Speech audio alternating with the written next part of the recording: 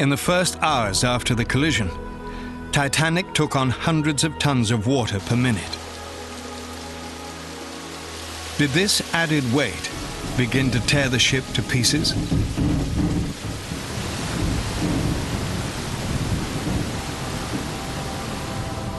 Magellan helps investigators look for signs of damage in the hull caused by flooding.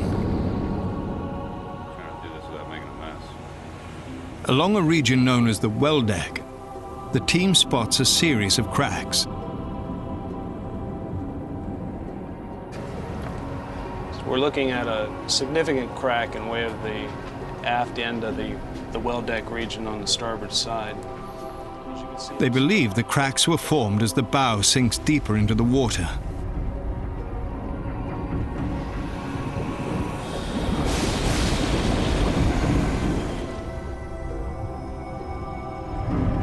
As the stern rises, the stress increases throughout the vessel.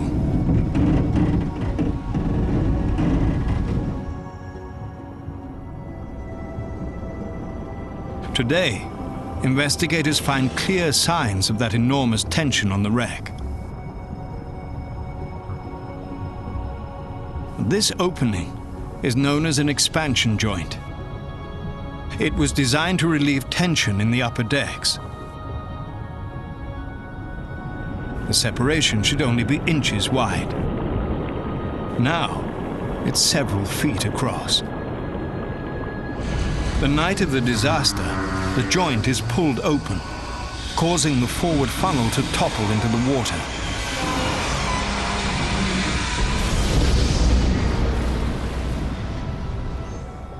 Next, the team surveys the break area itself, and the devastation is dramatic. How did flooding lead to such destruction?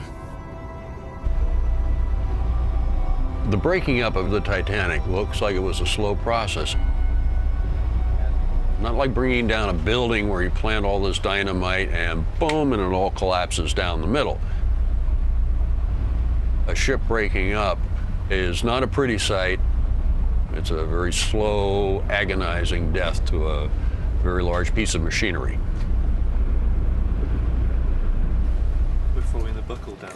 It would be great to get images from this side and from the other side. To model the final moments of the breakup, investigators will build a virtual Titanic, where they can simulate the flooding to see what happens. This is a very clean, very straight fracture line, too.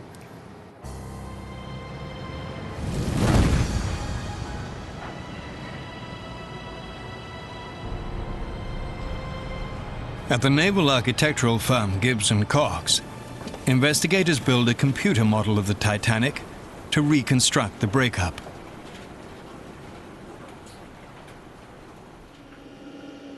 Bob Silsky is one of the structural engineers. He wants to see how flooding affects a specific part of the break area known as the ship's aft expansion joint. We started with a basic analysis of the ship, knowing, of course, that the weakest area would be at the expansion joints in the deck, and that's where we zeroed in on our stress analysis.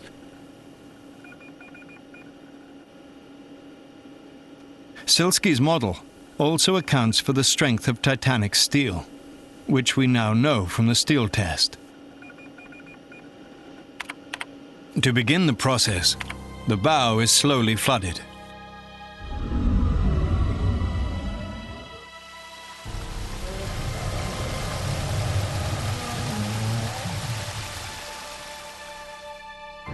With forward compartments full of water, the model changes from purple to blue, indicating that the stresses are increasing on the ship's hull.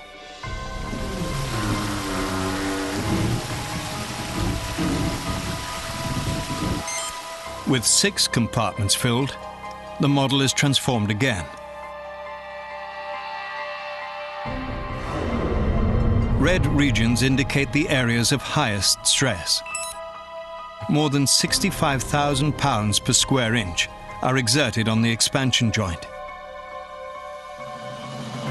This is more than Titanic's steel can handle.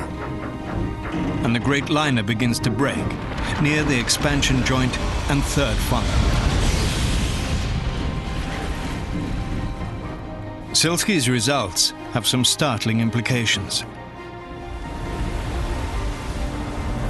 First, on the night of the disaster, many Titanic survivors testified that the stern rose nearly perpendicular during the sinking. But according to the new model, that would have been impossible. The stern never rose more than 12 degrees before the ship broke. We know from our analysis that the ship didn't trim by about more than 12 degrees, and at that point the stresses became very high in the midships area. That's when it would have broken. The model also suggests a clear sequence of the ship's destruction.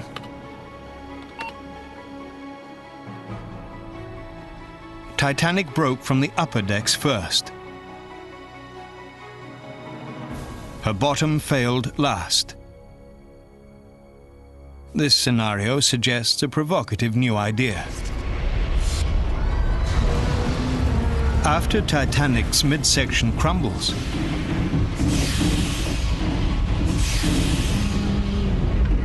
could the bow and stern still be connected?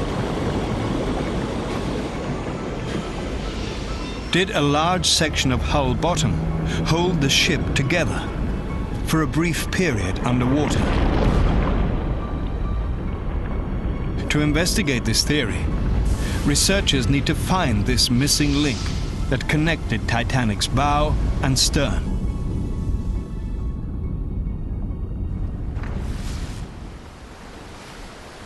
Back at the site, the search is on for the phantom piece of hull. Start to sink here. Former French Navy commander P.H. Najolet believes he saw the large hull section more than a decade ago. He thinks it might be in an area of debris some distance from the stern. I think that it's my position. Najolet, however, is not exactly certain of its coordinates. Previous attempts to find it have failed. On this map, here is the bow section, here is the stern section. I don't remember if it was in 94 or 96. We tried to see again this piece, and we don't find it. There are intakes on this piece here. I think maybe I was dreaming, you know. Maybe it's a dream. 37. If investigators can find the missing piece that held the bow and stern together, it will be one of the most intriguing discoveries of the expedition. The bulkhead right in here. The piece could help them reconstruct when and how the bow and stern actually separated. After is the hand of the... To find the piece, Magellan sweeps the outermost portion of the stern wreckage, working inward to the stern itself.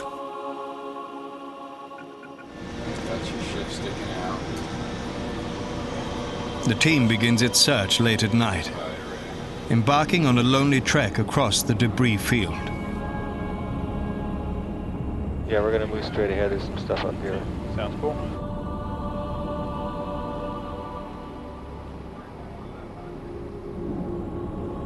I understand you're moving out of 320? Yeah. Roger that, thank you.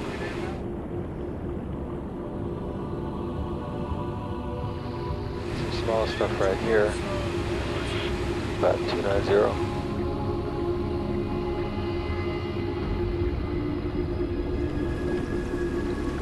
Just before dawn, the team is down to a skeleton crew. The bridge is quiet. The Magellan pilots guide the ROV closer and closer to the stern wreckage. Suddenly, out of the darkness, the team spots something massive.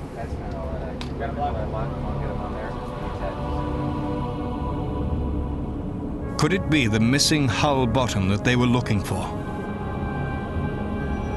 Okay, bridge. We assume that we're sitting on the piece here.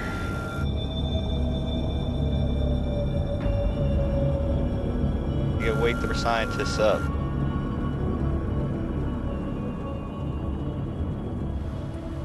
That's the line. The scientists are roused out of bed to verify the discovery.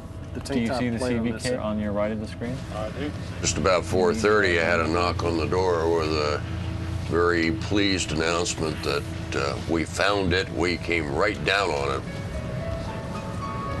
What it was a huge section of the bottom of the ship. I am sure that those who look for the beauty of chandeliers would yawn over it, but to an engineer, it was magnificent.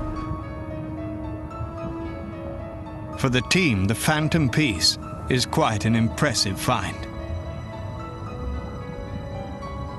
That point, because that's where They calculate it's a staggering 92.5 feet across. This is a pretty big piece here. It spanned the entire width of Titanic.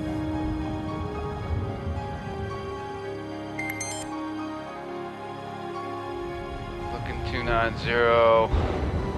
Try a few different things on this sonar here. It also exceeds 26 feet in length.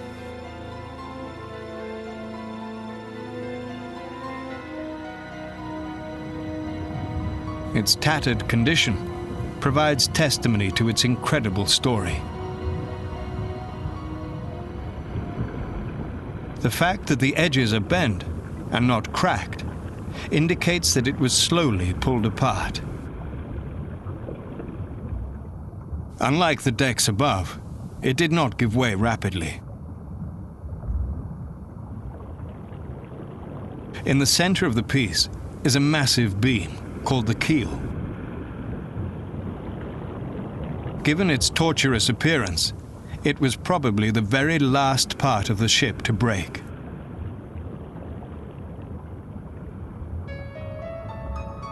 With this evidence, it now seems likely that when Titanic disappeared beneath the ocean waves,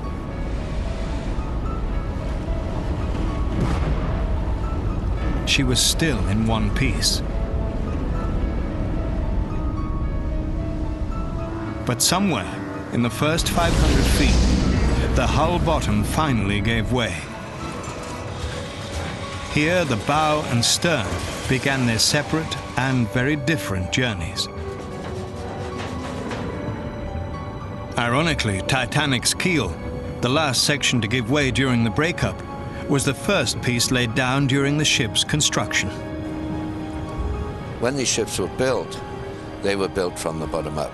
The first thing you laid was the double bottom. This is the backbone of the ship.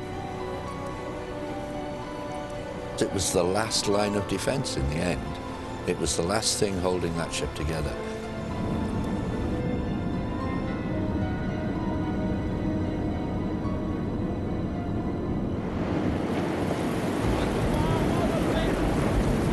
A storm front moves in, threatening the operation.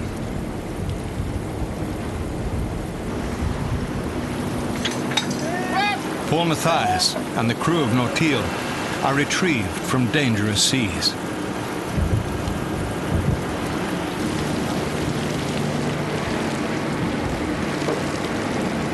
The harsh conditions of the deep begin to take a toll on his photographic equipment.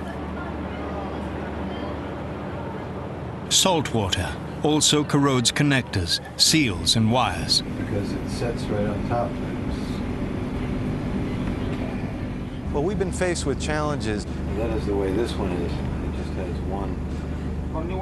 Taking this equipment to a couple hundred feet pales by comparison to taking to 13,000 feet. And there, the environment is vicious. It's very tough on connectors, connections, wiring of any kind, and it's salt water, so it's very corrosive. Okay, so why don't we try to connect? The crew on Ocean Voyager is also running into some problems of its own. It looks like the compass is turning a little bit. You should be 180 relative. Rough seas are making it difficult for the captain to hold the ship steady above the wreck site. It's tracking, whereas it wasn't before. Good. As she drifts, she drags Magellan, endangering the ROV. Come on! Left turn, Kurt! Left turn. Left down! Left down. turn, left turn. Magellan has to be retrieved. Okay, hold back. At the surface, the 2.5-ton vehicle is tossed around like a toy. I'm trying to turn. Now, you got slack. Go, go, go. The crew wrangles Magellan's cable as it's pulled from the ocean. Roger that. You gotta move that arm, Kurt. I am. I'm trying to lift it up. All right, easy on tucking him up, Troy. Roger, roger. Kill your depressor light. Forceful winds kick at the crane, making it difficult to dock the robot. Watch your head. Come back for right. All stop. All stop. Crews quickly scramble to anchor Magellan safely to the ship. Stan, don't get in between there and the deck. Easy boom down. Coming down slow. Now all they can do is wait out the weather. How am I looking on the handrails there? Hurricane Bonnie is now moving quickly up the coast, threatening the expedition. If it's moving at 15 miles an hour to the north. The team takes the storm seriously, and they have to decide whether to risk staying or to run for cover. That means it's moving almost 4 times faster than we are. The remnants of this could be debilitating on the ship itself. Leaving means giving up the expedition. I mean, I just want to object that I think if we break off site right now, we are effectively giving up the second leg. That's my opinion. I don't think that we're going to. Much like that. Yeah, I don't think we're going to get back here and get any really effective plan done.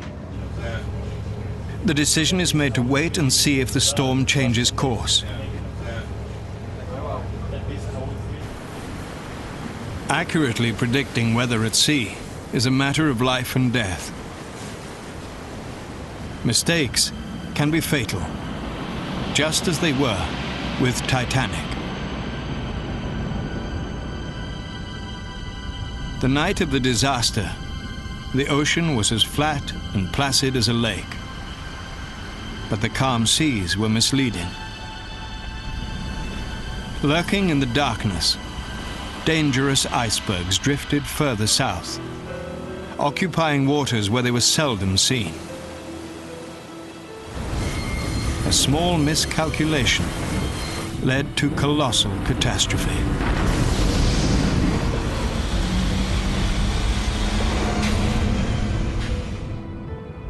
Today, other forces are destroying Titanic. The great ship is slowly disappearing. Some scientists believe her steel is actually being eaten away by deep-sea bacteria. As the bacteria consume the ship, they create the rust-like structures dubbed rusticles that blanket nearly every surface of Titanic. Rusticles also decimate her interiors. Once glamorous, they're being transformed into grotesque and haunting chambers.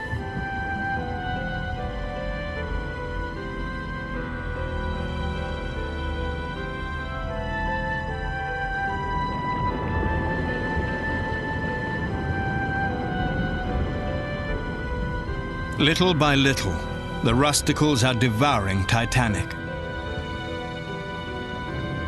And nobody can say for sure how long until the great ship is gone forever.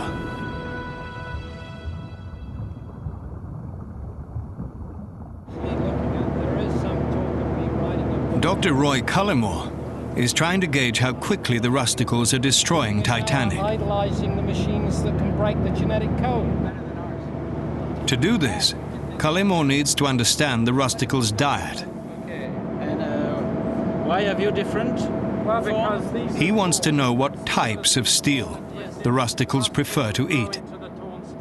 We've got a really tough steel. We've got a very strong steel. We have a mild steel. We have steels that have been twisted and bent and tempered and burnt and hammered. And what we want to do is see whether the way that we've treated the steel affects the way the rusticles first grab onto the steel. With a break in the weather, Cullimore dives to the wreck to deploy his experiments on Titanic's stern.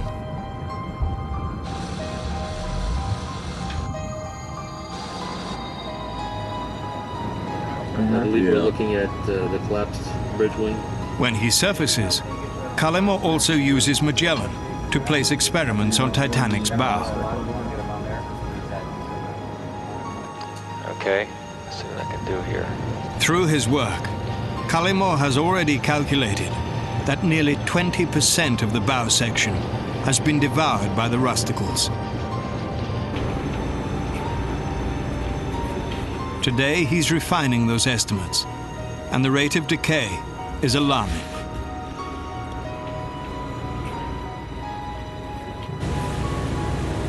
When you look at the Titanic today, I would say that the rusticles are removing 0.1 of a ton of iron from the steel every day. And so it's only going to be the matter of possibly 90 years before the Titanic biologically implodes, collapses into itself, and eventually simply becomes an iron ore deposit on the floor of the ocean. And there's an equal number in the For biologist Roy Cullimore, expeditions like this are critical.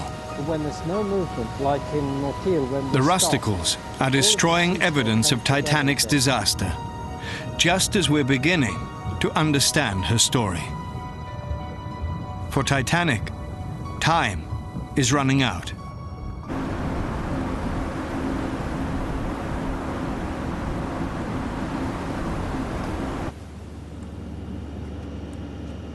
Through the work of Paul Mathias, the world is getting its most complete view yet of the Titanic wreck site. A mosaic of Titanic that will live on for generations to come. For the first time, we can see a complete overview of Titanic's bow and stern. Titanic's bow can be studied as if the blackness of the North Atlantic had been removed.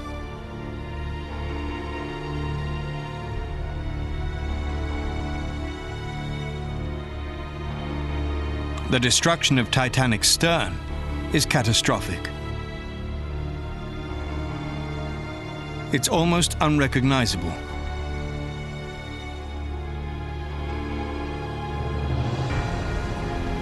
The mosaics provide the overview and the relativity within the wreckage. The stern itself hidden by a flapped over piece of deck. If you look at them as an overall picture, they can be very beautiful. Now this is actually part of the guts of the crane. If you went down there in a submersible and you looked out the window, you would never see that. The extent of the damage, I think, is visible. It's totally artificial, but if you took the water away, that's what you would see. The thing you see here that you don't see elsewhere on the ship is side shell. For the investigation, the photo mosaics are a breakthrough. Life rails anywhere on the stern. That's right. A great asset as the team combs through the wreckage to reconstruct the disaster. So far, the investigators have made some remarkable discoveries. They now believe that when Titanic grazed the iceberg, some of her rivets gave way, creating a thin opening in the ship's side. As she sinks, the bow section starts to crack.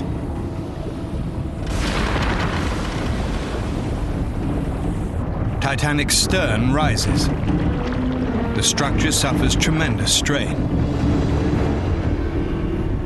Despite the apparent strength of her steel, Titanic's midsection crumbles.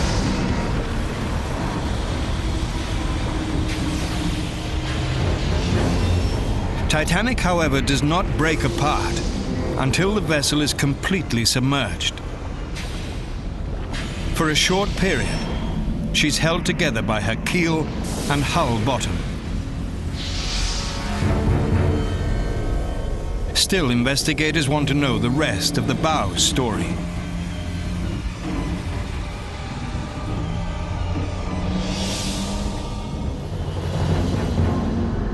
How fast did the bow fall as it plunged 2.5 miles into the abyss?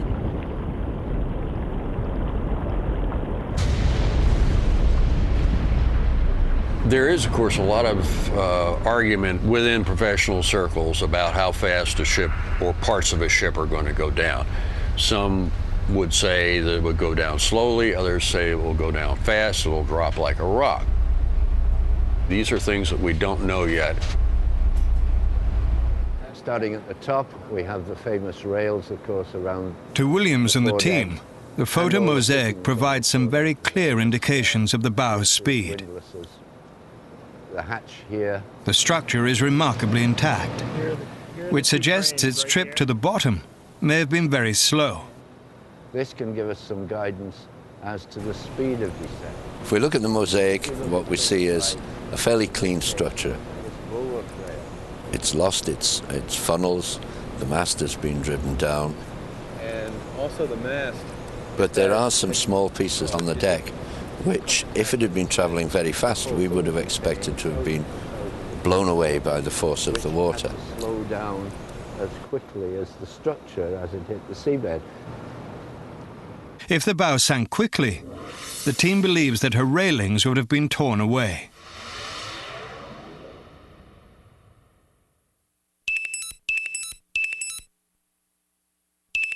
But most of the railings remain intact.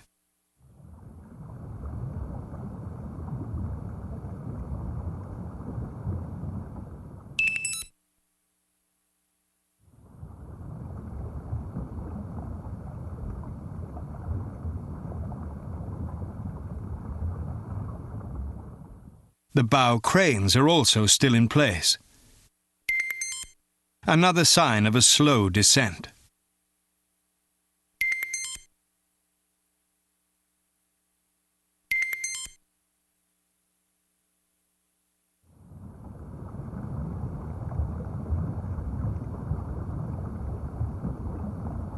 And the whole thing, when you look at the detail, is of smoothness, slowness. The photo mosaic provides some clues about her speed. Now this looks like a torn pipe. Now investigators would like to know how the bow actually plunged to the bottom. We need to understand how it actually traveled to the seabed. Did it rotate? Did it tumble? Did it just glide, or did it even stall and go into a falling leaf type pattern?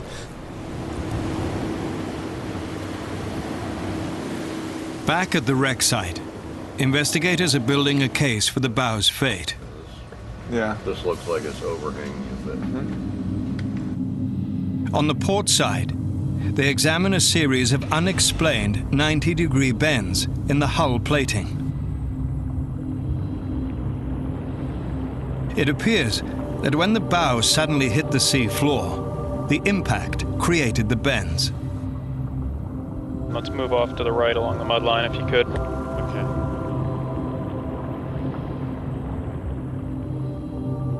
On the opposite side of the ship, there's a large hole near the mud line. It too appears to have been formed by a sudden stop. The global damage of the ship coming in on an angle and striking the sea floor. Bow first, on the starboard side would tend to buckle it back. That's still continuing. You can still see the upper reaches. Yeah. Okay. Given this evidence, investigators develop a theory. Yeah, looks like it. Useful intelligence. We learned something. One hypothesis that we want to test is that the bow came down following a corkscrew pattern, a helix. Came into the bottom in a stable glide path. Landed down into the mud. The bow stopped suddenly. The rest of it wants to come around behind it, and it'll try to fold it up like an accordion on one side and split it on the other. To test this new idea, the scientists conduct an unusual experiment. One that charts new waters in marine forensics.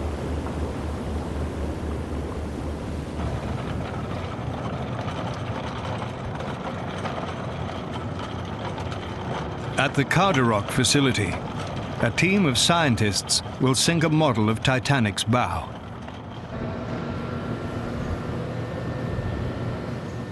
Surprisingly, those who build ships know little about them once they leave the surface. I'm out of the picture, guys. It's all yours. The way the vessel falls through the water column is a complete unknown. The navies of the world have carried out experiments, but on military-type ships, very specialist. What we haven't got is for general commercial shipping a knowledge of what happens in the water column. Titanic will fill a piece in that picture and give us one brick in the wall of that understanding. The model is ferried out to its drop point beneath a tow cage.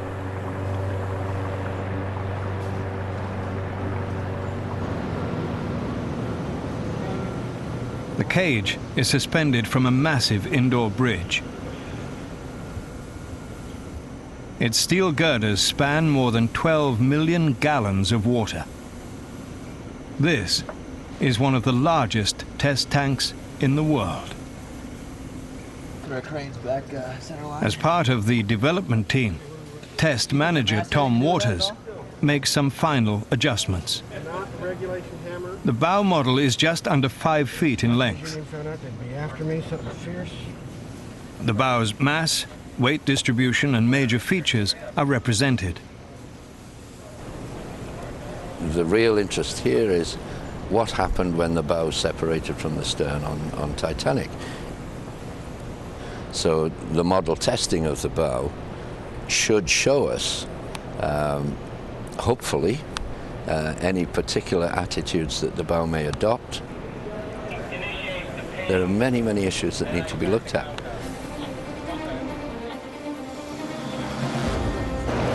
At the edge of the tank, scuba divers get into position.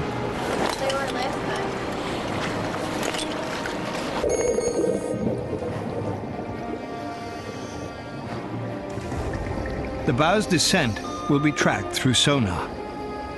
The model will send out an acoustic signal, which will be picked up by underwater microphones. The microphones will relay the acoustic signal to a computer for analysis.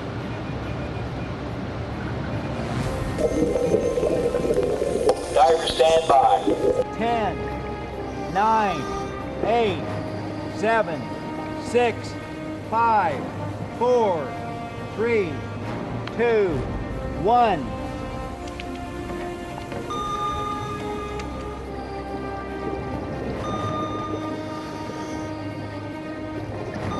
The bow did not corkscrew as they expected. That was interesting. A revelation to the team. Did it roll, Chip? Did it look like it was wanting to turn at all? Huh. That was interesting, guys. She took a nose down, tended to glide a little bit, then she seemed to stall, settle in stern, and kind of settle up even keel stern. About the same thing, it kind of went down, and then kind of... No, I saw out, right, back, out, What back. surprised us all, I think, is the stability in the situation. We had expected that possibly it would swing one way and then the other, or we might see some tumbling and a sort of chaotic issue. But in fact, what we saw was something very, very stable.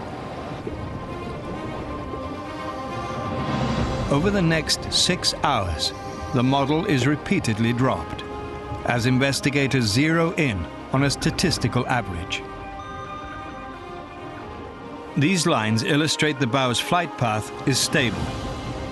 Divers in position. 3, 2, 1. In each test, the bow does not corkscrew. There it goes again. Same thing. Consistent.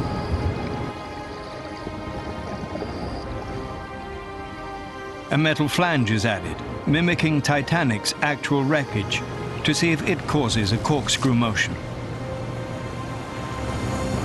But the bow's fall remains consistent. It was not spiraling. It was not a straight glide path. It was a bunting process where the vessel swooped down and then stalled, and then swooped again and stalled, and continued to do this right down to the seabed. So I don't think she took a tight corkscrew like we thought. Not a real. The tank test results also indicate that the bow was falling at approximately 22 knots. Right. Much faster than Williams expected. When the bow hit the seafloor, it looks as if it struck nose first, knifing into the mud, and quite deeply into the mud at this point. plowing up mud, signified by the color red on this seafloor map. Squeezes this seabed, slumps back. The map also shows a mound of mud on the ship's port side, which indicates a slight rotation upon impact. Into the seabed and pumped up this side. With this evidence, the final moments of Titanic's bow becomes painfully clear.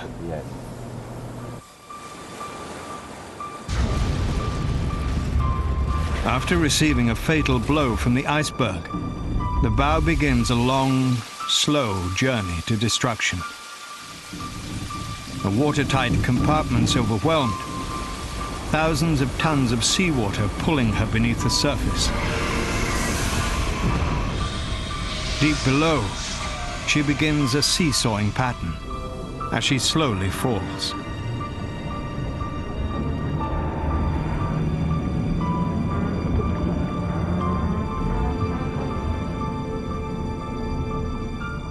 Six minutes later, she smashes into the sea floor, plowing up the mud.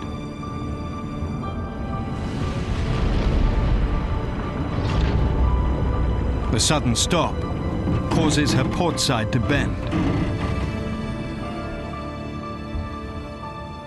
Water explodes from the ship, creating the hole in her starboard side.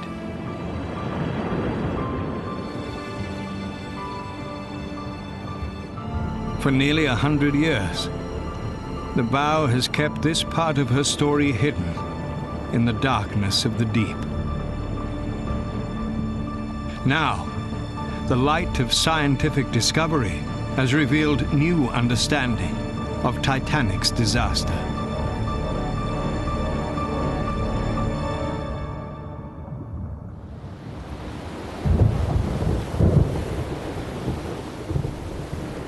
Ominous clouds move in on the Titanic site. The weather threatens again.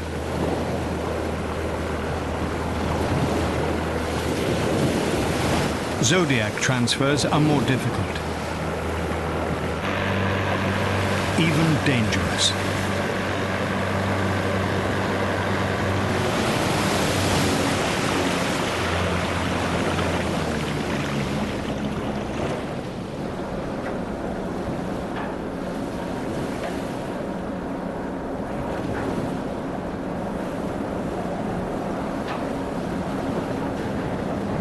For some members of the team, this is their first expedition at sea. The sight of big water can be troubling.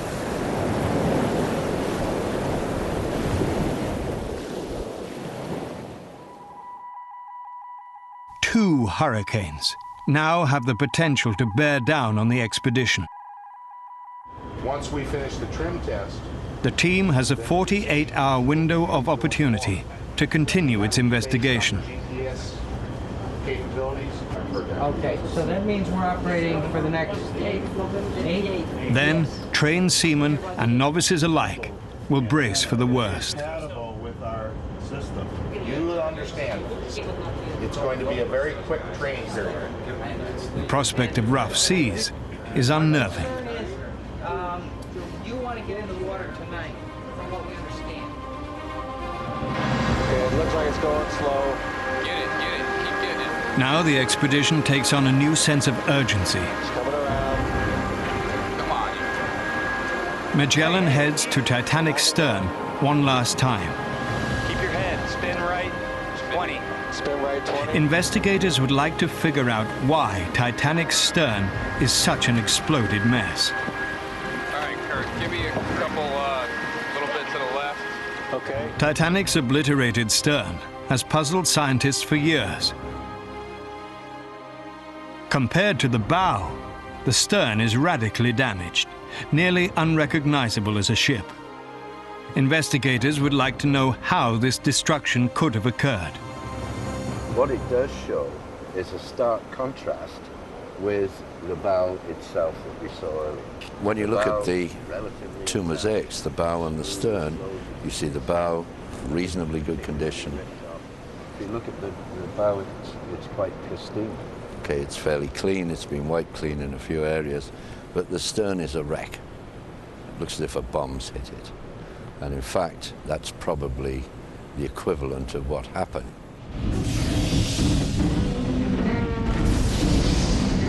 After Titanic disappeared, some survivors claimed to hear thunderous, explosive sounds deep below the surface. Not until she was entirely submerged. The explosion sounded like reports of a big gun in the distance. Third Officer Herbert Pittman. From the lifeboats, first-class passenger Edith Russell also heard similar sounds emanating from the deep. There was a heavy, heavy explosion beneath the water, then a second and a third. These explosions actually thrust our lifeboat farther away, as by an invisible hand. First-class passenger Edith Russell. Investigators want to find out if these explosions are somehow related to the destruction of the stern. Magellan's cameras scour the stern wreckage, looking for answers. Okay, I think it's going to start getting cloudy here soon. You want me to come up on that hanging piece real slow? Roger that. See, I got the current coming right, from my rear. Am I clear on the left? One area of intrigue: Titanic's aft poop deck. The deck is peeled back, almost like the lid of a sardine can, revealing understructure and ribbing.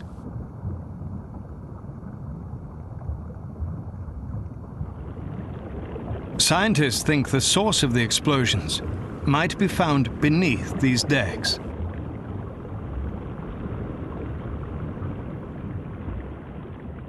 Directly below the poop deck are a series of holes that were not flooded.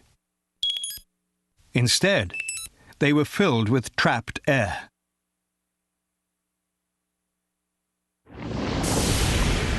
As the stern sinks, water pressure compresses the trapped air until it violently implodes inward.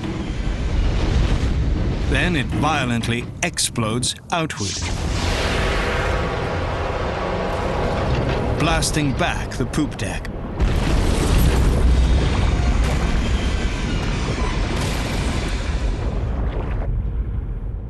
Some historians believe one area that imploded, then exploded, was Titanic's refrigeration holds. Well, that's where the refrigerated cargo was in the stern. The holds held enough food for more than 2,000 passengers on a 7-day voyage. When when you have 2,300 people and they're going to be on board for better than a week, the quantities are really enormous. Of fresh meat, 75,000 pounds. Poultry and game, 25,000 pounds. The space required to hold Titanic's food was massive. 2,500 pounds of sausage, that's 10,000 pounds. The equivalent of nearly 4,000 average-sized refrigerators. 1,000 sets, fresh eggs. A large and potentially explosive space. 1,200 quarts of fresh cream. Historian Klaus Wetterholm suspects the refrigeration holds blew up. This is where we find so much damage. He points to some provocative evidence.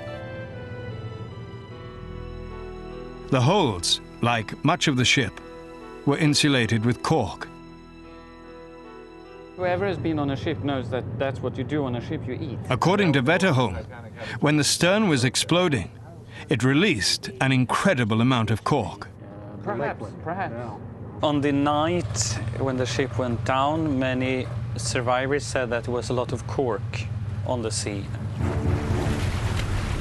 Some of them refer to this as a carpet covering the whole sea, red-brown carpet, cork, billions of fragments of cork. And this come from the ship.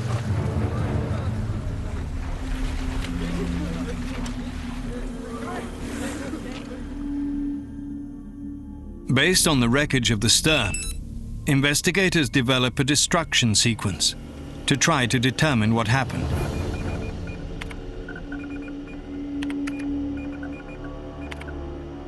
They think that as the stern reached a depth of about 200 feet, the water pressure compressed the structure.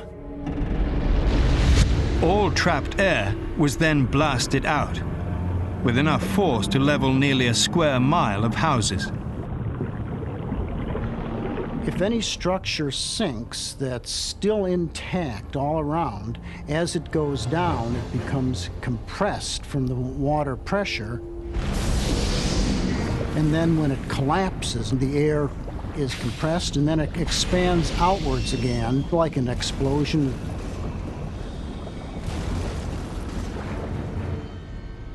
In their computer model, the first compartment decimated is the turbine engine room,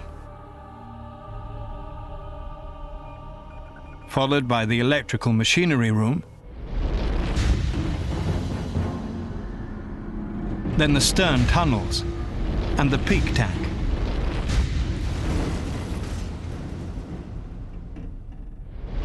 Then, the spaces above would collapse in an unidentifiable sequence.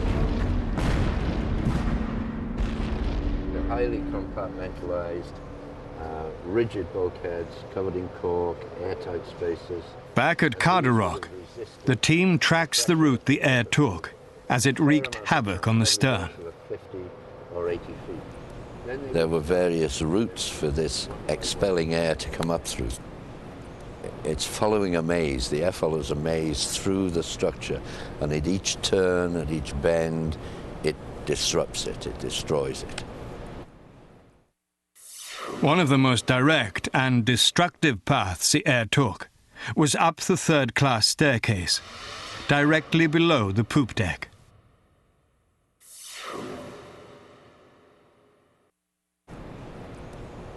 Most probably the stairwell access is the route that the air took, and it came up that stairwell into the lounge area where it congregated underneath the deckhead, and then through buoyancy, probably more than anything, just lifted that deckhead over and laid it down.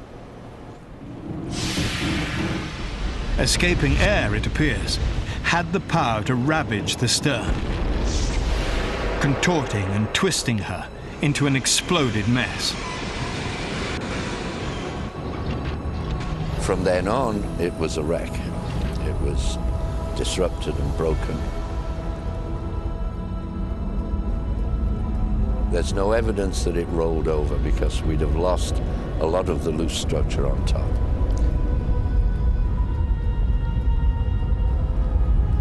It was vertical all the way to the seabed.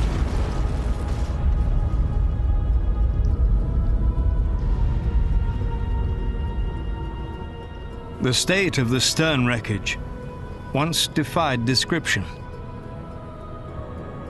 Dangerous and foreboding, it was largely unexplored. Its story completely unknown. A groundbreaking exploration has changed all that. Now we can see and understand the stern through the eyes of science.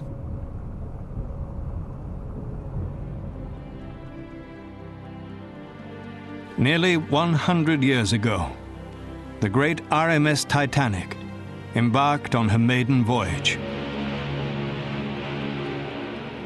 A ship of dreams. She had a bright future beyond the horizon. A destination she would never reach. I think that the enduring public fascination kind of spurs us on to find out exactly what happened. It's such this huge mystique. It's taken nearly a century for scientists to piece together Titanic's demise.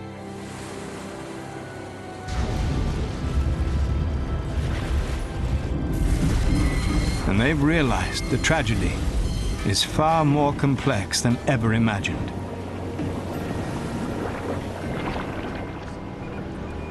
And most people would say, oh, it sank because it collided with the iceberg. It didn't really sink because of that. That was the initiating event. Most vessels sink because there is a series of consequences which lead you to the final loss. Now that we can see Titanic's final moments with greater clarity, we are more awed by the scope and scale of her destruction.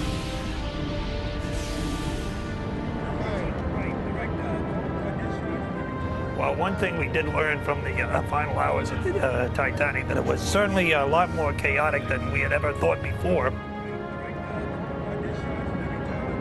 Locked in her tortured steel is the dramatic account of what happened. New expedition discoveries have filled in missing parts to Titanic's story. Innovative techniques have now revealed the ship in a startling new light. Groundbreaking experiments have finally solved long-standing mysteries.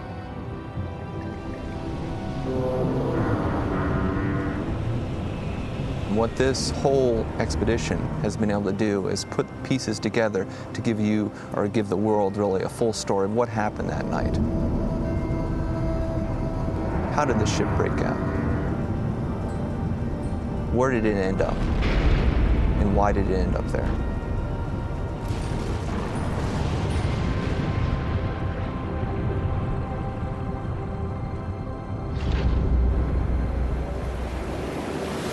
As the expedition draws to a close, a hurricane pushes the team off-site.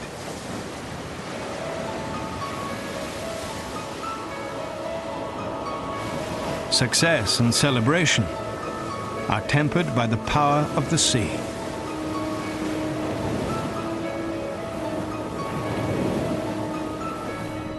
Deep below the turbulent waves, Titanic rests. Silent for so many years, her wreckage has had much to say. We have finally pieced together many of her long-held secrets, traveled deep in search of answers. And now, we know Titanic as never before.